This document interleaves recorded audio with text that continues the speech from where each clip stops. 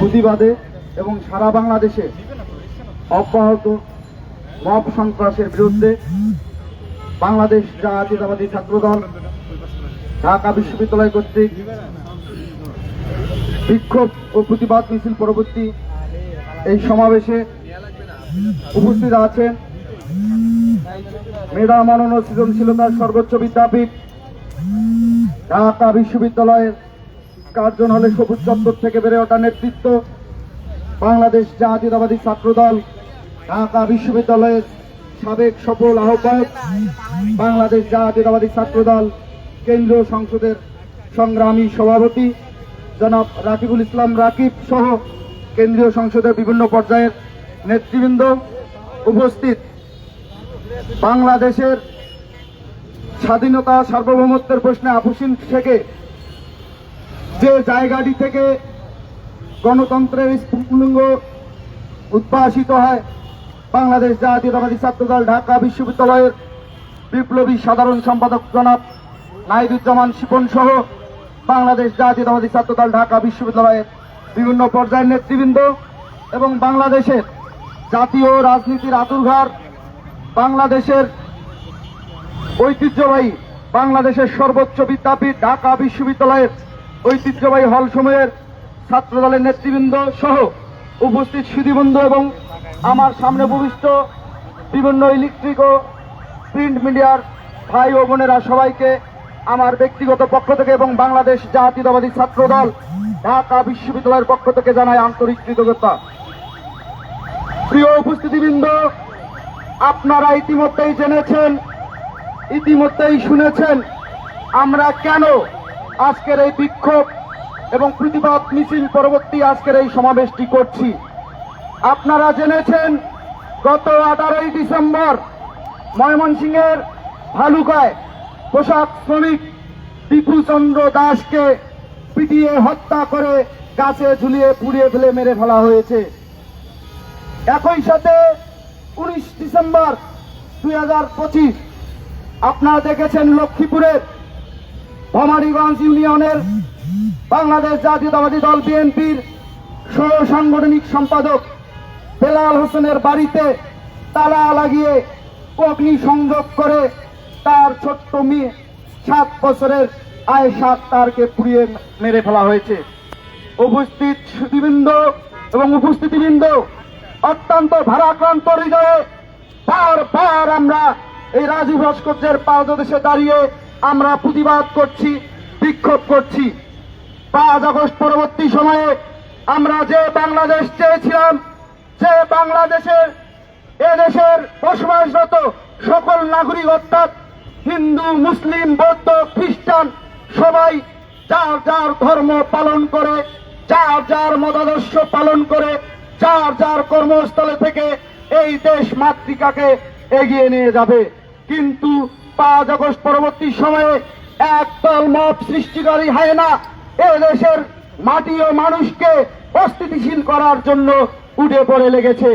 আপনারা দেখেছেন গতকাল আমাদের জুলাই আগস্টের সম্মুখ সারির সহযোদ্ধা ওসমান হাদির নামাজে জানাজা সম্পূর্ণ হওয়ার পর তাকে যে স্থানটিতে কবরস্থ করা হয়েছে সেই স্থানকে নিয়েও একদল মব সৃষ্টিকারী প্রকাশ্যে গুজব রটিয়েছিল। সেই গুজবটিও মব সৃষ্টির পর্যায়ে যেতে পারত, কিন্তু এদেশের সচেতন ছাত্র সমাজ, সচেতন জনতা তা রুখে দিয়েছে। এই যে গুজব, এই গুজবগুলোই আস্তে আস্তে মবের সৃষ্টি হয়। প্রিয় সহযোদ্ধা উপস্থিতিবৃন্দ, আমরা এই উগ্র ধর্মান্ধ এবং যারা মনস্তাত্ত্বিক ভাবে যারা ফিট না তাদেরকে রুখে দেওয়া আমাদের, আপনার, আমাদের সবার নৈতিক এবং নাগরিক দায়িত্ব। আমরা দীপুচন্দ্র দাস এবং শিশু আয়েশা আক্তারের যে পুড়িয়ে মেলার ঘটনা, সেই ঘটনার পর আসলে এখানে দাঁড়িয়ে প্রতিবাদ করে বা বিক্ষোভ মিছিল করে কি দুঃখ প্রকাশ করব, সেই সমস্ত পরিবারকে কি সমবেদনা জ্ঞাপন করব। আমি শুধু এটুকুই বলতে চাই, বাংলাদেশে একটি 5 আগস্ট ঘটেছে। যে 5 আগস্ট ঘটেছিল বিগত 15.5 বছরের ফ্যাসিবাদের মাধ্যমে বাংলাদেশের মানুষের স্বাধীনভাবে কথা বলার অধিকার, বাংলাদেশের মানুষের স্বাধীনভাবে চলার অধিকার, ধর্ম প্রচার করার অধিকার, ধর্ম পালন করার অধিকার ব্যর্থ করা হয়েছিল জন্য 5 আগস্ট ঘটেছিল। আমরা 5 আগস্ট পরবর্তী কোন গোষ্ঠীকে যদি আমরা দেখি, পূর্ববর্তী ফ্যাসিস্ট সময়কার মতোই তারা 5 আগস্ট পরবর্তী সময়ে তাদের মতাদর্শ প্রচারণা করার জন্য মবকে উস্কে দিয়ে এই বাংলাদেশের পরিস্থিতি উচ্ছৃঙ্খল করে ঘোলা পানিতে মাছ শিকার করতে চায়, তাহলে বাংলাদেশ জাতীয়তাবাদী ছাত্রদল ঘরে বসে না থাকে, তাদেরকে শক্ত হাতে প্রতিহত করবে। প্রিয় সহযোদ্ধা উপস্থিতি, বক্তব্য দীর্ঘায়িত করব না, আমি শুধু এটুকুই বলবো, ডক্টর মোহাম্মদ ইউনূস যিনি আমাদের সর্বজন গৃহীত একজন মানুষ ছিলেন, কিন্তু 5 আগস্ট পরবর্তী সময়ে তিনি অন্তর্বর্তীকালীন সরকারে বসার পর একের পর এক মব যখন চলছিল, তিনি যদি শুরু থেকেই শক্ত হাতে এই মবগুলো দমন করার চেষ্টা করত, আইন শৃঙ্খলা পরিস্থিতি উন্নতি করার চেষ্টা করত, তাহলে হয়তোবা আর এই দীপুচন্দ্র দাস কিংবা আয়েশা আক্তারকে পুড়িয়ে মরতে হতো না। প্রিয় সহযোদ্ধা উপস্থিতি, আপনাদের ক্ষেত্রে আরেকটি কথা বলে দিতে চাই, আমি যে কথাটি বারবার আপনাদের বলেছি। প্রিয় সহযোদ্ধা বন্ধুগণ, আমরা যারা রাজনীতি করি, আমরা আমাদের অবচেতন মনে রাজনীতি করি।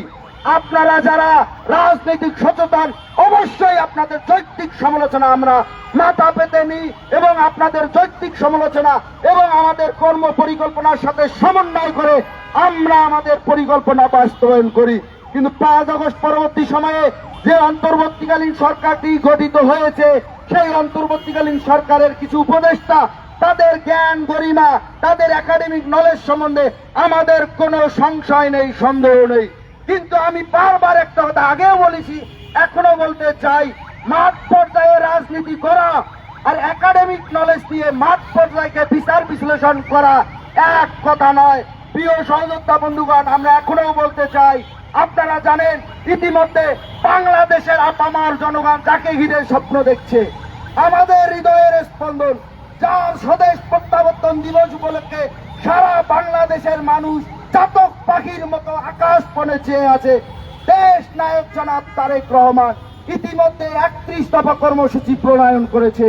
আমাদের বিশ্বাস, আমরা বিশ্বাস করি, দেশ নায়ক জনাব তারেক রহমান বাংলাদেশের মাটিতে যেদিন প্রত্যাবর্তন করবে, সেদিনের পর যদি কেউ কোনো মব তৈরি করতে চায়, বাংলাদেশ জাতীয়তাবাদী ছাত্রদল অবশ্যই তাদের শক্ত হাতে প্রতিহত করবে।